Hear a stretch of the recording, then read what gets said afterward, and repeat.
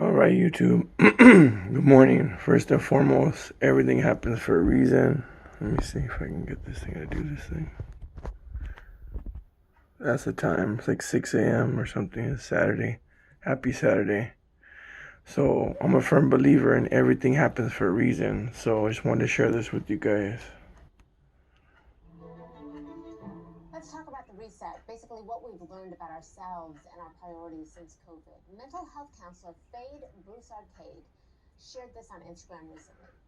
When my mind and body say enough, I will honor them by listening and resting.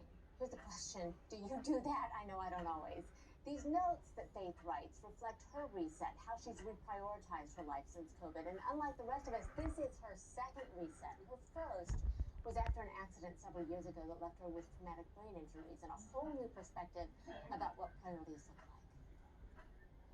Most things will seem important, but not everything is a priority. And so, what is a priority? Making sure that my family's taken care of, that they feel loved, that they feel seen, that they feel heard. I can do it all, but it doesn't mean that I should. And it doesn't mean that it's healthy for me to do it all. And it doesn't mean that um, this pace that I'm on is sustainable. This is when she says, we just need to give ourselves grace. Every day my best may look different, but every day my best is enough. Today I know I've done my best. Today, if my best was getting up, teaching my kids, and then watching cartoons with them for the rest of the day, that's enough.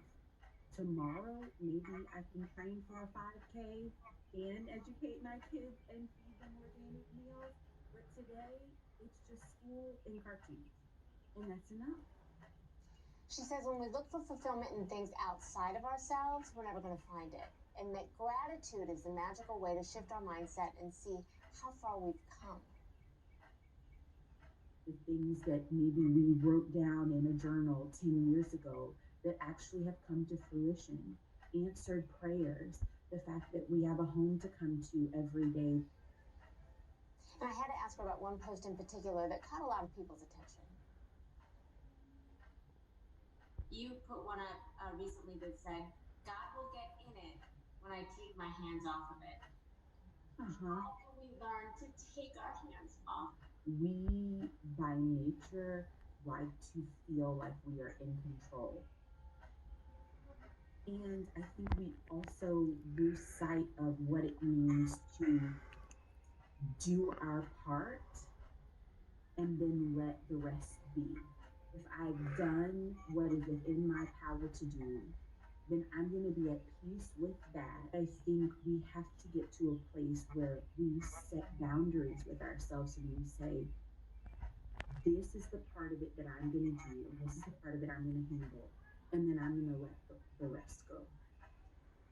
Oh, thank you to Faith there. Tell me how the pandemic has changed you and your approach to life. You can find me on Twitter